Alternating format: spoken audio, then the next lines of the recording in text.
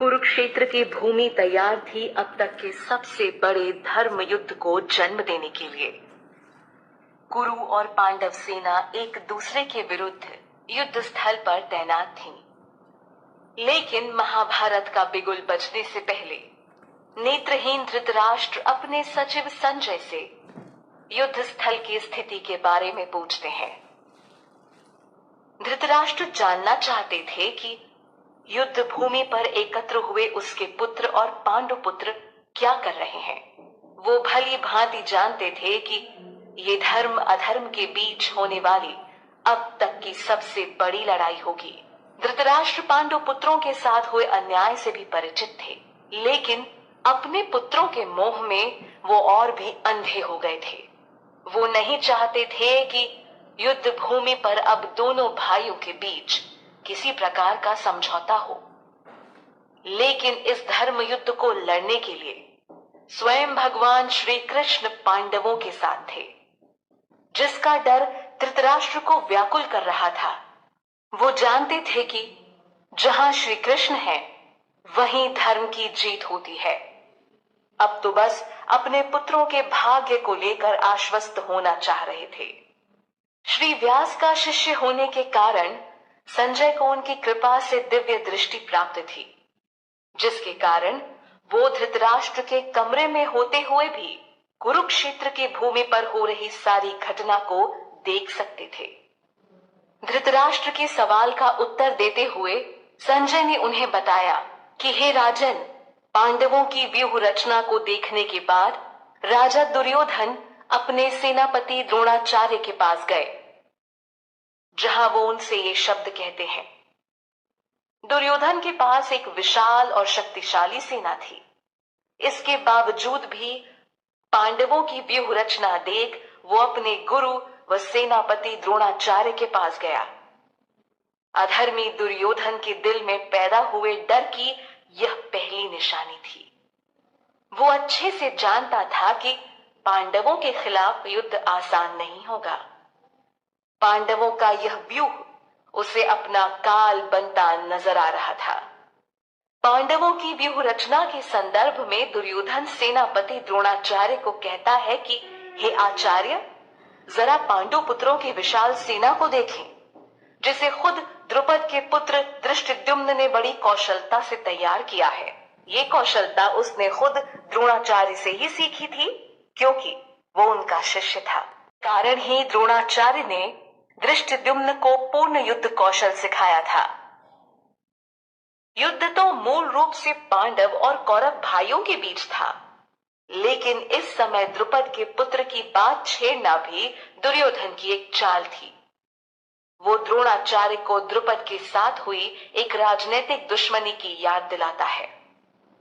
इस दुश्मनी के बाद ही द्रुपद ने द्रोणाचार्य के विनाश के लिए बेटे धृष्टद्युम्न को अग्निकुंड से पाया था।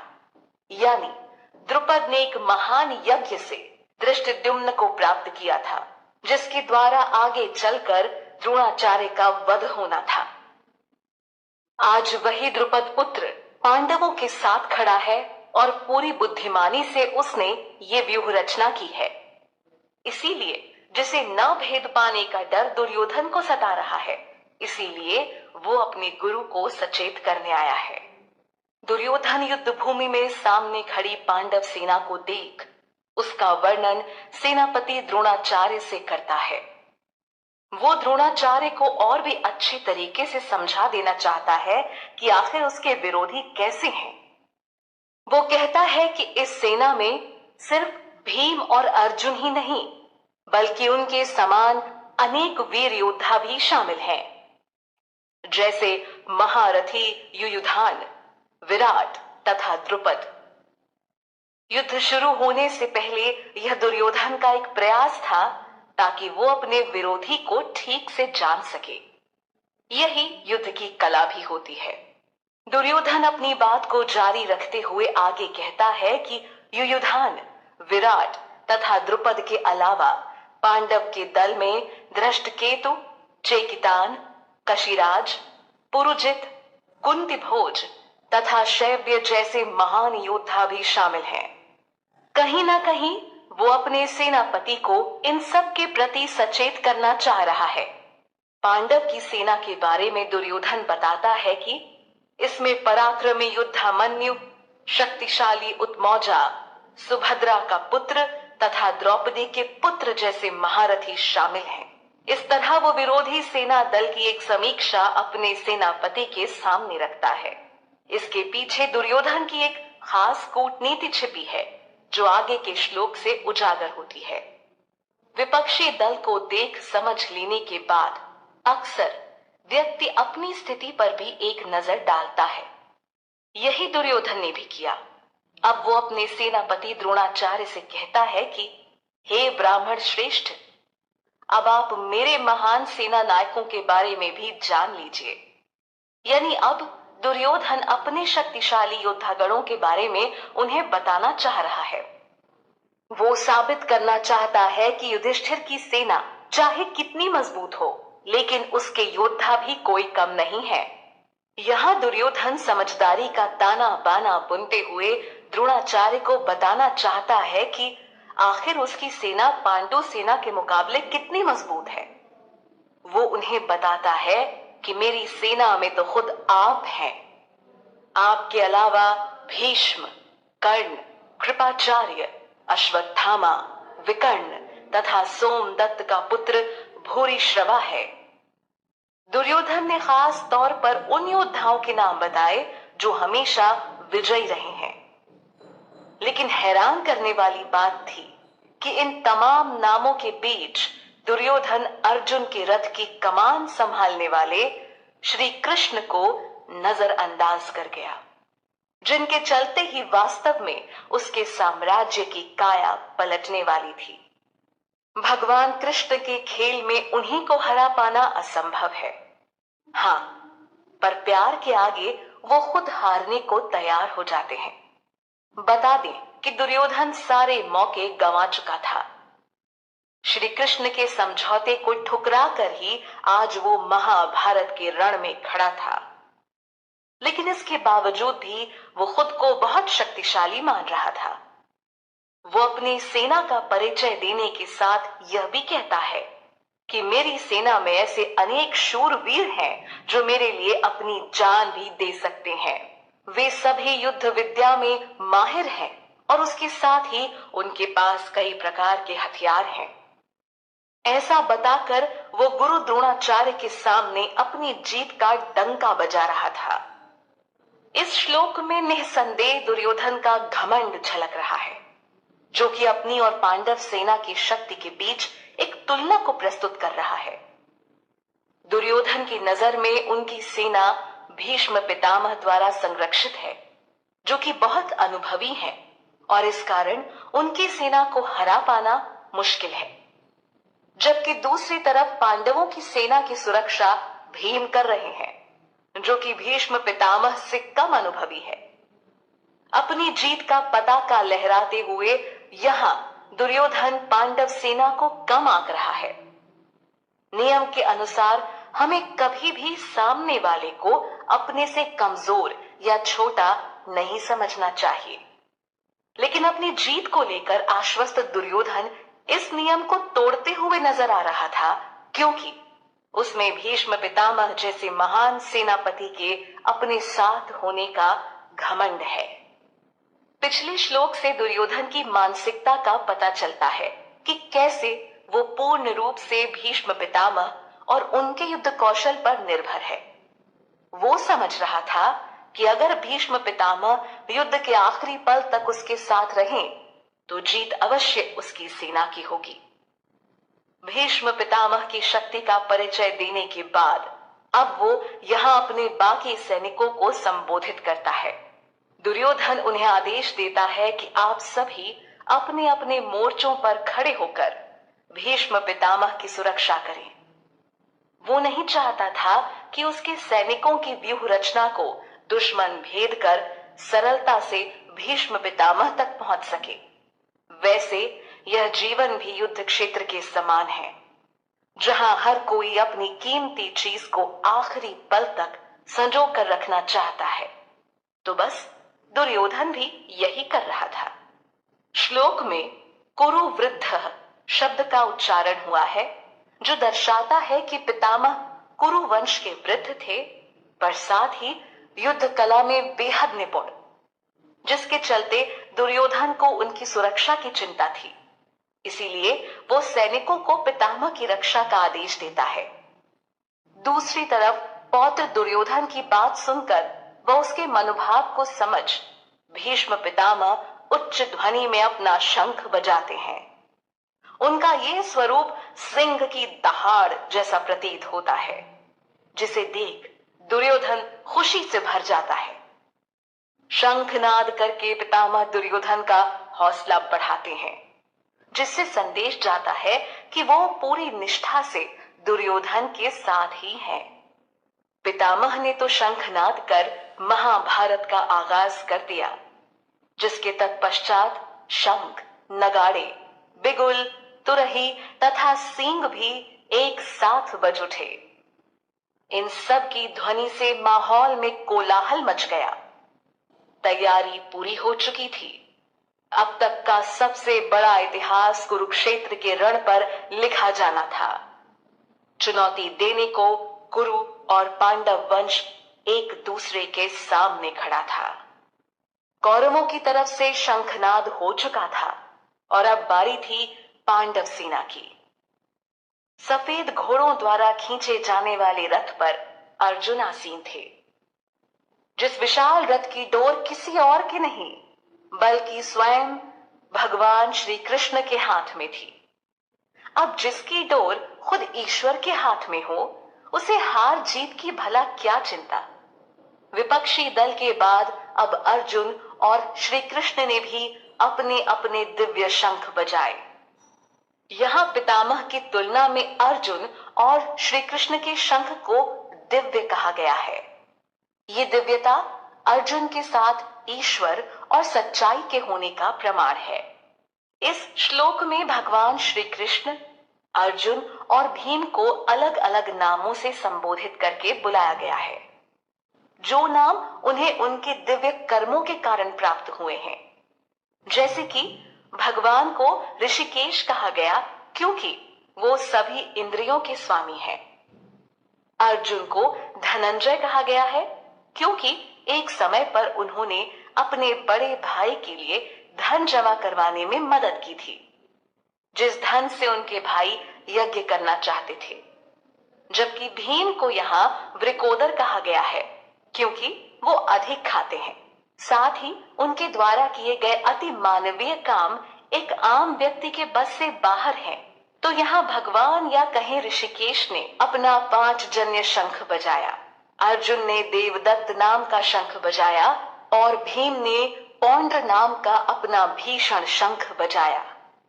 इस तरह इन्होंने अपने अपने दिव्य शंख बजाकर दुर्योधन के सामने कड़ी चुनौती पेश की। निसंदेह शंखों की आवाज विपक्षी सेना के दिल में डर पैदा करने के लिए काफी थी, लेकिन युद्ध तो अभी आरंभ होना था। ऋषिकेश, धनंजय तथा भीम के बाद अंततः कुंती पुत्र राजा युधिष्ठिर ने विजय नाम का अपना शंख बजाया, जबकि नकुल ने सुघोष और सहदेव ने अपना मणिपुष्पक शंख बजाया। शंख ध्वनि बता रही थी कि अब वो युद्ध के लिए बिल्कुल तैयार हैं, जिसकी मंशा से ही सब युद्ध क्षेत्र में एकत्रित हुए हैं। महान धनुर्धर काशी के राजा, महान योद्धा शिखंडी, धृष्टद्युम्न, विराट, कभी ना पराजित किए जाने वाले सात्विक, द्रुपद, द्रौपदी के पुत्र तथा बड़ी भुजा वाले सुभद्रा के पुत्र आदि सब ने भी अपने अपने शंख बजाए। राजा धृतराष्ट्र के कक्ष में मौजूद संजय ने उन्हें युद्ध क्षेत्र में हो रही गतिविधियों से अवगत करवाया। उन्हें बताया कि किस तरह हर किसी ने अपना अपना विशेष शंख बजाया। ये शंख ध्वनि उनके अंदर छुपे आत्मविश्वास को उजागर कर रही थी। और भला भगवान श्री कृष्ण का साथ पाकर किस में ये हौसला नहीं आता। वैसे भी हर किसी को जीवन में एक ऐसे व्यक्ति का साथ चाहिए होता है जो उसे हिम्मत, हौसला दे सके। युद्ध लड़ने को अब हर कोई तैयार था, जिसका प्रदर्शन वो कर चुके थे। संजय अपने शब्दों के माध्यम से परिस्थिति की गंभीरता का वर्णन करते हुए राजा धृतराष्ट्र को बताते हैं कि हे राजन, पांडव सेना के महान योद्धाओं के शंखों से निकली ध्वनि ने तो धरती और आकाश तक को गुंजायमान कर दिया है। संजय बड़ी स्पष्टता से बताते हैं कि ये ध्वनि इतनी कोलाहलपूर्ण है कि इसको सुनकर आपके यानी धृतराष्ट्र पुत्रों के हृदय तक भी विदीर्ण हो गए हैं। यकीनन इस पहलू को जानकर पिता धृतराष्ट्र का हृदय अपने पुत्रों के प्रति व्याकुल हुआ होगा। हार के डर ने भी उन्हें सताया होगा। जबकि कुछ वक्त पहले तक दुर्योधन अपनी सेना शक्ति का प्रदर्शन कर रहा था, लेकिन अब पांडव सेना के सिर्फ शंखनाद भर ने उनके हृदय में कंपन पैदा कर दी, जबकि युद्ध तो अभी आरंभ होना था। धृतराष्ट्र पुत्रों और पांडव सेना द्वारा युद्ध का बिगुल बजाया जा चुका था। अब बारी थी युद्ध शुरू होने की, जिसके लिए पांडुपुत्र अर्जुन ने अपने धनुष को उठाया। यहां संजय इस बात का वर्णन करना नहीं भूले कि जिस रथ पर अर्जुन सवार है उसके ध्वज पर हनुमान का चिन्ह बना है। साथ ही अर्जुन को कपिध्वज नाम से भी जाना जाता है। युद्ध स्थल पर हनुमान की उपस्थिति इस बात को उजागर करती है कि वो यहाँ अपने प्रभु राम, जो कि इस युग में श्री कृष्ण बनकर आए हैं, उनका साथ निभाने आए हैं। यानी अर्जुन के रथ पर भगवान राम, कृष्ण और उनके दास हनुमान का अस्तित्व मौजूद था। यह श्लोक परिचय करवाता है उस मोड़ का जहां से अब अर्जुन श्री कृष्ण वार्ता का दौर शुरू होना है। हाथ में धनुष संभाले अर्जुन धृतराष्ट्र पुत्रों की ओर देख भगवान श्री कृष्ण से यह वाक्य बोले। अर्जुन यहां भगवान श्री कृष्ण को अच्युत नाम से संबोधित करते हैं, जिसका अर्थ हुआ अटल। तो सच ही तो कहा अर्जुन ने, श्री कृष्ण एक अटल सत्य ही तो है जो किसी भी परिस्थिति में बदलता नहीं। अर्जुन कहते हैं कि हे अच्युत, कृपया मेरे रथ को ले जाकर दोनों सेनाओं के बीच खड़ा कर दें, ताकि मैं युद्ध करने की अभिलाषा से यहाँ एकत्रित हुए सभी योद्धाओं को देख सकूं। अर्जुन एक बार उन सभी लोगों का अच्छे से निरीक्षण करना चाहते थे जिनके साथ उन्हें युद्ध करना था। यही तो एक सफल व्यक्ति की पहचान होती है कि वो कोई भी काम शुरू करने से पहले आसपास की स्थिति का आकलन करता है, उसके बाद ही अपनी चाल चलता है। बिना सोचे समझे कदम रखने वाले अक्सर खुद मार खा जाते हैं। इस तरह यहाँ अर्जुन अपनी बुद्धिमानी को दर्शाते हैं, जबकि भगवान होने के बाद भी एक सारथी के रूप में अर्जुन का आदेश लेकर श्री कृष्ण ने कर्म निष्ठा की विचारधारा को दुनिया के सामने रखा।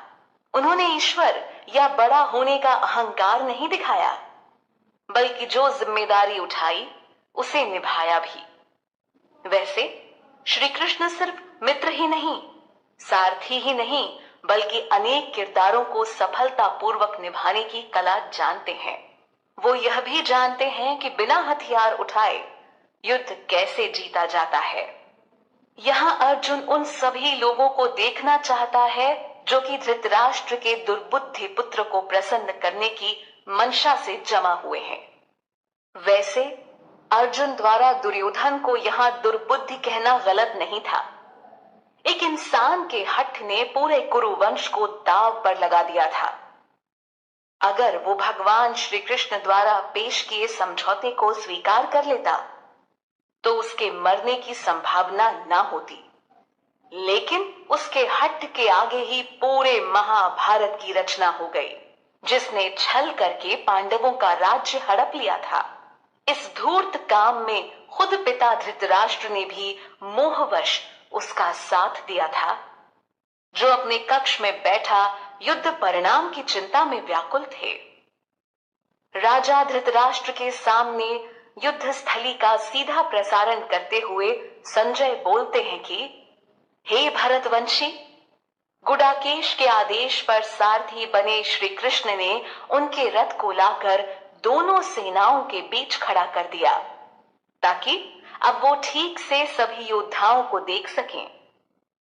यहां फिर से श्री कृष्ण को ऋषिकेश कहकर संबोधित किया गया है, जबकि गुडाकेश का प्रयोग अर्जुन के संदर्भ में हुआ है, जिन्होंने नींद को जीत लिया था, जिस कारण उनका यह नाम पड़ा। खैर, अब एक और जंग उनकी प्रतीक्षा कर रही थी, जिसे अर्जुन को जीतना था। राजा धृतराष्ट्र के सामने युद्ध स्थली का सीधा प्रसारण करते हुए संजय बोलते हैं कि हे भरतवंशी, गुडाकेश के आदेश पर सारथी बने श्री कृष्ण ने उनके रथ को लाकर दोनों सेनाओं के बीच खड़ा कर दिया, ताकि अब वो ठीक से सभी योद्धाओं को देख सकें। यहां फिर से श्री कृष्ण को ऋषिकेश कहकर संबोधित किया गया है, जबकि गुडाकेश का प्रयोग अर्जुन के संदर्भ में हुआ है, जिन्होंने नींद को जीत लिया था, जिस कारण उनका यह नाम पड़ा। खैर, अब एक और जंग उनकी प्रतीक्षा कर रही थी, जिसे अर्जुन को जीतना था। भीष्म, द्रोण तथा दुनिया भर से एकत्रित हुए समस्त राजाओं के बीच भगवान श्री कृष्ण खड़े हैं, जो कि अर्जुन से कहते हैं, हे पार्थ, युद्ध के इरादे से इस धर्मस्थली पर एकत्रित हुए सभी कौरवों को देखो। पृथा का पुत्र होने के कारण अर्जुन को श्री कृष्ण यहां पृथा नाम से बुलाते हैं। पृथा अर्जुन की माता कुंती का ही अन्य नाम था। एक एक क्षण करके महाभारत का युद्ध उस दिशा में बढ़ रहा था, जहां भगवत गीता उजागर होने ही वाली थी। श्री कृष्ण अर्जुन की मनोस्थिति को पहले ही जान चुके थे और उसकी मदद के लिए पूर्णतया तैयार थे। कुरुक्षेत्र की धर्मस्थली पर अब दोनों सेनाओं के बीच अर्जुन सामने खड़े अपने चाचा, ताऊओं, पितामहों, गुरुओं, मामाओं, भाइयों, पुत्रों, पौत्रों और मित्रों को देख पा रहे थे। यह सब अर्जुन का ही परिवार था, लेकिन आज धर्म अधर्म की लड़ाई लड़ने के लिए परिवार दो हिस्सों में बंट चुका था। आखिरकार वो पल आ ही गया जिसका अनुमान श्री कृष्ण को पहले ही लग गया था। बात हो रही है अर्जुन और उनके मन में उभरने वाली चिंता की। यहां अर्जुन ने ठीक सामने अपने ससुरों और शुभचिंतकों को देखा। अपने मित्रों तथा संबंधियों को सामने देख कुंती पुत्र अर्जुन का हृदय करुणा से भर उठा। अर्जुन युद्ध क्षेत्र में भी उन्हें अपना समझ रहा था, ये भूलकर कि दुर्योधन की धूर्तता ने ही परिवार को दो हिस्सों में बांटकर मैदान में एक दूसरे के विरुद्ध खड़ा किया है। अर्जुन के करुणा भाव के कारण ही उन्हें धर्मात्मा माना गया, लेकिन रण में दया करुणा नहीं होती। यहां तो बस युद्ध होता है ताकि धर्म अधर्म का फैसला हो सके। करुणा से अभिभूत होकर अर्जुन ने भगवान श्री कृष्ण से कहा, हे कृष्ण, इतने सारे संबंधियों को युद्ध की इच्छा से यहां अपने सामने देख मेरे सारे शरीर में कंपन तथा रोमांच हो रहा है। मेरा मुंह सूख रहा है और रोंगटे खड़े हो रहे हैं। अर्जुन अपनी अवस्था को उजागर करके बताना चाह रहे हैं कि वो अपने ही मित्रों और संबंधियों को मारने के पक्ष में बिल्कुल नहीं है। अर्जुन के दिल में सबके लिए प्रेम और दया है। अर्जुन समझ नहीं पा रहे थे कि अगर श्री कृष्ण ने उनका सारथी बनना स्वीकार किया तो उसके पीछे भी एक कारण था। अर्जुन के साथ खड़े होने का तात्पर्य था धर्म के साथ खड़ा होना। श्री कृष्ण तो हर बार ही धरती से अधर्मियों का नाश करने आते हैं, तो इस बार धूर्त दुर्योधन और उसका समर्थन करने वालों की बारी थी। सभी रिश्तेदारों को अपने सामने देख अर्जुन में मोह पैदा हो चुका है। वो बताते हैं कि मेरे हाथ से गांडीव धनुष सरका जा रहा है, जो कि उनके धनुष का नाम है। अर्जुन बताते हैं कि मेरे शरीर की त्वचा जल रही है और मेरा मन भ्रमित हो रहा है और अब मेरे लिए खड़ा हो पाना भी कठिन है। यहाँ अर्जुन की अवस्था देख समझा जा सकता है कि वो अपने परिवारजनों को लेकर कितना भावनाओं में डूब चुके हैं। लेकिन अर्जुन जैसे शुद्ध भक्त को डूबने से बचाने के लिए साक्षात भगवान श्री कृष्ण उनके सामने थे। तो श्री कृष्ण के होते कैसी हानि? बात तो बस इतनी थी कि अर्जुन की नजर से इस मोह का पर्दा हटाना था। ये वही पर्दा है जो हम सब की नजरों पर पड़ा हुआ है और भगवत गीता का ज्ञान ही उसे हटा सकता है। अपने मनोभाव को उजागर करने के बाद अर्जुन श्री कृष्ण से कहते हैं, हे केशव, अब मुझे कुछ भी अच्छा नहीं लग रहा है।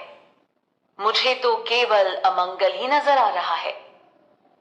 अर्जुन को अपने ही परिवारजनों की हत्या करने में कोई कल्याण नहीं दिख रहा था। अर्जुन के यह भाव आज के समय में एक आम व्यक्ति के भावों को प्रतिबिंबित करते हैं, जहां व्यक्ति मोह में इतना फंस जाता है कि अच्छे बुरे की समझ खो देता है। उसी समझ को बढ़ाने के लिए श्री कृष्ण की वाणी काम आती है, जो वाणी जल्द ही अर्जुन को मोह रूपी इस अंधेरे से निकालने वाली थी। हालांकि अर्जुन, जो कि भगवान के परम प्रिय थे, की तुलना किसी भी हाल में एक आम व्यक्ति से नहीं की जा सकती है। भाव विलीन अर्जुन भगवान से बोलते हैं कि मुझे अपने ही परिवारजनों को मारकर विजय की कामना नहीं है। मुझे ना तो सुख चाहिए और ना ही मैं राज्य पाने की कामना रखता हूं। हे गोविंद, हमें ऐसे राज्य, सुख और भोगों से क्या लाभ मिलने वाला है? भगवान श्री कृष्ण का एक नाम गोविंद भी है, क्योंकि उन्हें गायों से विशेष स्नेह है।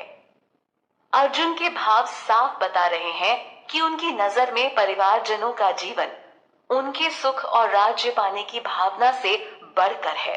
जिन लोगों ने युद्ध के हालात तैयार किए, उनके प्रति ऐसे भाव अर्जुन के कोमल हृदय का परिचय देते हैं। इस कोमलता को उनकी दुर्बलता समझना बिल्कुल गलत होगा।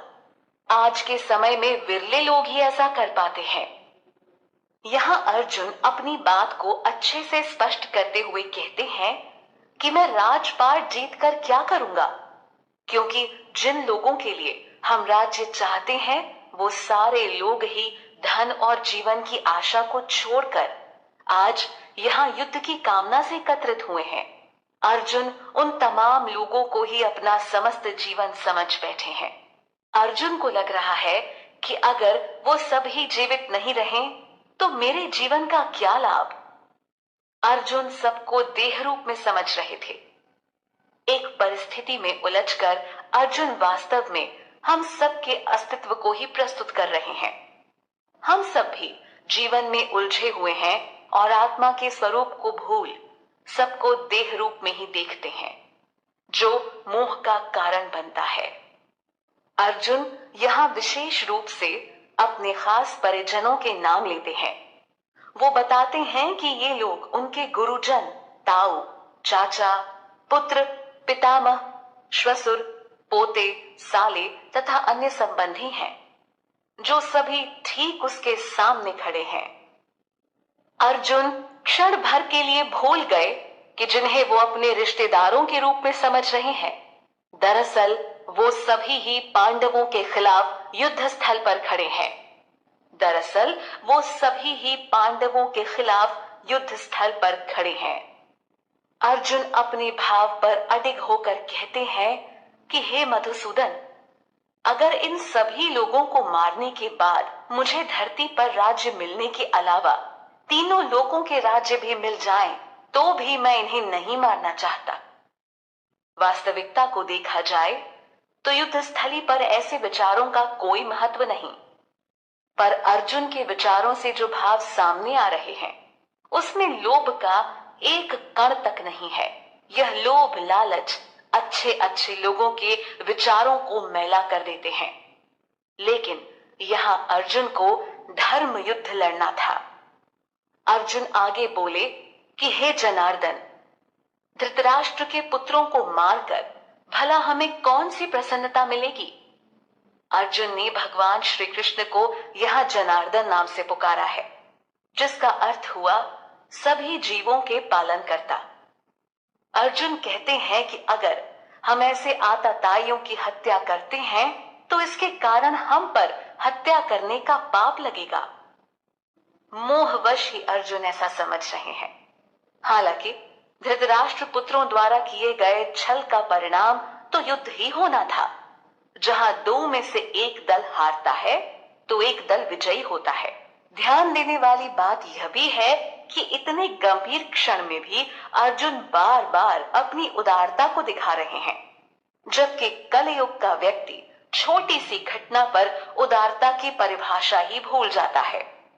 परिवारजनों को मारने के बाद लगने वाले पाप के प्रति चिंतित अर्जुन आगे कहते हैं कि हे माधव, इसीलिए हमें धृतराष्ट्र पुत्रों तथा उनके मित्रों को नहीं मारना चाहिए। यह फैसला उचित नहीं, और ऐसा करके हमें भला कैसे प्रसन्नता मिलेगी।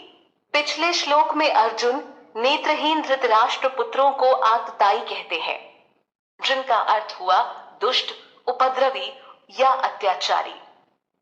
वेदों के अनुसार 6 प्रकार के आतताई होते हैं। पहला, विष देने वाला। दूसरा, किसी के घर में आग लगाने वाला। तीसरा, घातक हथियार से आक्रमण करने वाला। चौथा, धन लूटने वाला। पांचवा, दूसरे की जमीन हड़पने वाला। और छठा, पराई स्त्री का अपहरण करने वाला। ऐसे लोगों का वध कर देने से कोई पाप नहीं लगता। जब अर्जुन जानते ही थे कि वो सब अत्याचारी हैं, तो युद्ध का डर क्यों? लेकिन अंतर तो दोनों के व्यवहार का था। अगर अर्जुन भी उनके जैसा बर्ताव करते तो फर्क क्या रह जाता। यही बात अर्जुन को धूर्त दुर्योधन व उसके अन्य भाइयों से अलग करती है। अर्जुन भगवान श्री कृष्ण से आगे कहते हैं कि यद्यपि लोभ से वशीभूत होकर ये लोग अपने कुल के नाश होने और मित्रों से शत्रुता होने में किसी भी प्रकार का पाप नहीं देख रहे हैं, इस वाक्य से समझ आ रहा है कि अर्जुन को विपक्षी दल के भाव का अनुमान था, लेकिन फिर वो भी उनके समान बर्ताव करने से बच रहे थे। ये सोच किसी पुण्य आत्मा की ही हो सकती है, जिसे अर्जुन ने दिखा दिया, जो धर्म मार्ग पर खड़े थे। अर्जुन अपने सारथी जो स्वयं भगवान श्री कृष्ण हैं से बोलते हैं कि हे जनार्दन, हमें अपने वंश के नाश हो जाने के दोष से बचने के बारे में क्यों नहीं सोचना चाहिए। अर्जुन बार बार कौरवों को मारने के बाद खुद पर लगने वाले पाप पर विचार कर रहे हैं। दुविधा में फंस चुके अर्जुन को युद्ध के बाद होने वाला विनाश व दुष्परिणाम दिखाई दे रहा था, जिसे विपक्षी दल नहीं देख पा रहा था। इसी कारण अर्जुन युद्ध नहीं करना चाह रहे थे, और फिर श्री कृष्ण से भी पूछते हैं कि भला वो इसके बारे में क्यों ना सोचें और आखिर क्यों इस अपराध में शामिल हों। अर्जुन अपने भाव को और मजबूती से प्रस्तुत करने के लिए अब कुल परंपरा पर बात करते हैं।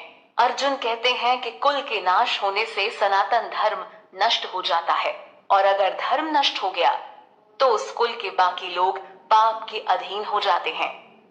बिना धर्म के पाप बढ़ जाता है, जो लोगों की बुद्धि को हर लेता है, उन्हें बुरे मार्ग पर धकेलता है।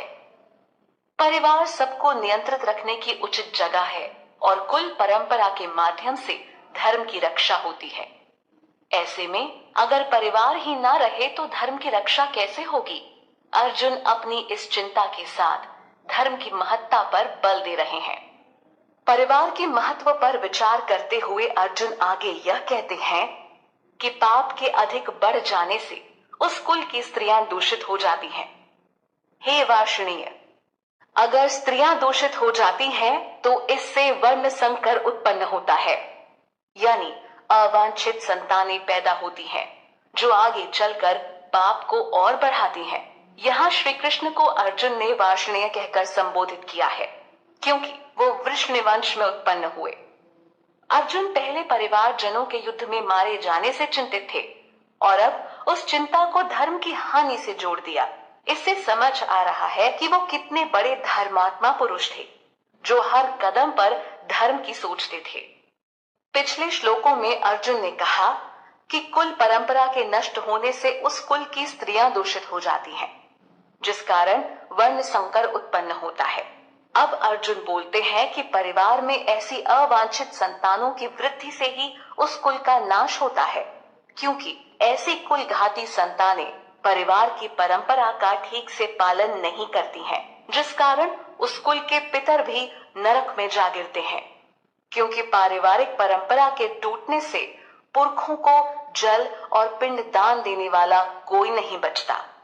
अर्जुन यही बताने के प्रयास में है कि किस तरह धर्म का जीवित रहना बेहद आवश्यक है और इसे कुल परंपरा के माध्यम से बचाया जा सकता है। परिवार की नींव ढहते ही सब कुछ ढह जाता है, जिस कारण सिर्फ परिवार ही नहीं बल्कि कुल के पुरखों का भी पतन हो जाता है। अर्जुन बोलते हैं कि ऐसे वर्ण संकर और कुल घातियों के कारण ही कुल धर्म और जाति धर्म नष्ट हो जाता है। कुल धर्म और जाति धर्म का निर्माण हुआ था ताकि सामाजिक ढांचे को मजबूती और सही तरीके से चलाया जा सके, जो आज के समय में क्षीण होता जा रहा है। सब कुछ अस्त व्यस्त हो चुका है। आज न लोगों को धर्म का ज्ञान रह गया है और न कुल परंपरा का। विरले लोग ही इसका पालन करते दिखते हैं। इसी की आशंका तो अर्जुन महाभारत के रण में दिखा रहे थे। यहाँ अर्जुन पुनः श्री कृष्ण को जनार्दन नाम से संबोधित करते हैं। अर्जुन बोले, हे जनार्दन, हमने सुना है कि जिन कुल का धर्म नष्ट हो जाता है उनको अनिश्चित काल तक नरक में निवास करना होता है। फिर से अर्जुन धर्म के महत्व पर बल दे रहे हैं। पहले से चलती आ रही कुल धर्म और जाति धर्म परंपरा को बड़ा सोच समझकर बनाया गया था, जिसे तोड़ने का यही परिणाम होता है। इसीलिए अर्जुन ने भी कहा कि उन्होंने ऐसा सुना है। ये ज्ञान उनका खुद का बनाया हुआ नहीं था, बल्कि यह तो वैदिक काल से चला आ रहा है। अर्जुन इस पर भरोसा करते थे, जिसके चलते ही उन्होंने धर्म स्थापना पर बार बार जोर दिया। अर्जुन का करुणा भाव शांत होने का नाम ही नहीं ले रहा। अर्जुन दुखी हृदय के साथ कहते हैं, ओह, कितने शोक की बात है कि हम सुख और राज्य पाने के लिए इतने उतारू हो चुके हैं कि उसके लिए जघन्य अपराध करने को भी तैयार हैं। अर्जुन परिजनों की हत्या करने को भारी अपराध समझ रहे हैं। वो बार बार सिर्फ यही विचार कर रहे हैं कि भला कैसे हम राज्य सुख पाने के लिए अपने ही संबंधियों का वध कर सकते हैं। अर्जुन को इसमें अनिष्ट दिखाई दे रहा था, धर्म की हानि नजर आ रही थी। फिर भी उन्होंने आखिरी क्षण तक धर्म का विचार नहीं त्यागा। अर्जुन पूर्ण रूप से युद्ध करने के प्रति हतोत्साहित प्रतीत हो रहे थे। जिस प्रकार वो कहते हैं कि अगर धृतराष्ट्र के पुत्र अपने शस्त्रों से मुझ निहत्थे को अगर मार भी दें तो यह भी मेरे लिए अच्छा होगा। यानी वो किसी भी हाल में उन लोगों पर वार नहीं करना चाहते जिनके साथ उनका बचपन बीता, जिनके साथ उनकी यादें जुड़ी हैं। इस मोह के कारण अर्जुन बोले कि अगर वो मुझे प्रतिरोध ना करने पर भी मार देते हैं तो यह श्रेष्ठ है। पर वास्तव में धर्म केंद्रित होने के कारण ही अर्जुन के मन से ये भाव उत्पन्न हो रहे हैं। संजय, जो कि राजा धृतराष्ट्र के कक्ष में युद्ध स्थली का पूर्ण वर्णन उन्हें दे रहे थे, संजय उन्हें बताते हैं कि इस प्रकार अपनी बात श्री कृष्ण के समक्ष रखने के बाद अर्जुन अपने धनुष तथा बाण को एक तरफ रख देते हैं। अर्जुन उन्हें त्याग कर रथ के आसन के मध्य में बैठ जाते हैं। अर्जुन से जितना कहा जा सका उन्होंने कहा। उन्होंने अपनी चिंता, शोक, विचार सब कुछ को प्रस्तुत कर दिया, जिसके बाद वो अपने धनुष बाण को छोड़ रथ के आसन पर बैठ गए। इस प्रकार भगवत गीता का पहला अध्याय अर्जुन विषाद योग पूर्ण हुआ। इस अध्याय में अर्जुन के मन में आए शोक और शंका का वर्णन हुआ है, जिसके निवारण के लिए उन्हें आगे समाधान स्वयं भगवान श्री कृष्ण देने वाले हैं।